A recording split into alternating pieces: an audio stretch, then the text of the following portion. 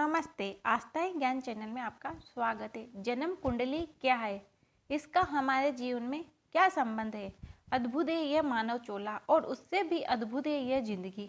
हमें जिंदगी का राज पाने के लिए जिंदगी को जिंदगी से जोड़े रखना होता है। इसी जोड़ के लिए ज्योतिष विज्ञान में जन्म पत्रिका एक बहुत ही महत्वपूर्ण कड़ी का कार्य निभाती है। यहाँ कुछ प्रश्न उत्पन्न होते हैं, जैसे वास्तव में इसका क्या लाभ है, अगर है तो लोग इसे विश्वास क्यों नहीं करते हैं। कुछ तो इसे अंधविश्वास मानते हैं, पर लुके छिपे विशेषकर अपने ऊपर कोई आपत्ति आने पर वे भी ज्योतिषियों के पास ही जाते हैं।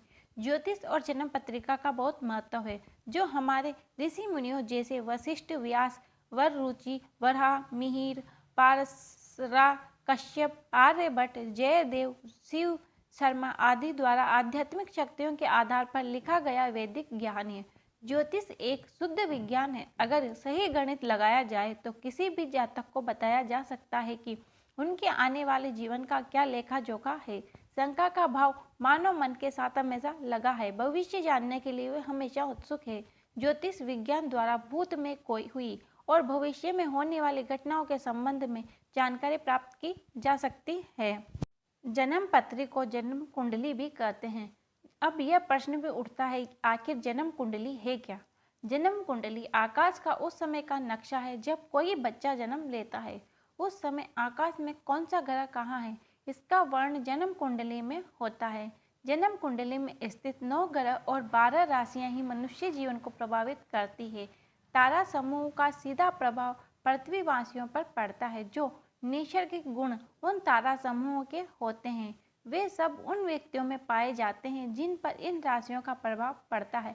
प्रत्येक राशि की अपनी एक अलग विशेषता और महत्व होता है, जिसका स्वामी ग्रह जीवन में अत्यधिक क्रियाशील एवं महत्वपूर्ण होता है। आप यह भी जान लीजिए कि आकाश मंडल में अवस्थित असंख्य ताराओं के 12 समूहों को 12 राशियों मेष, वृष, मिथुन, कर्क, कन्या आदि के नाम से जाना जाता है।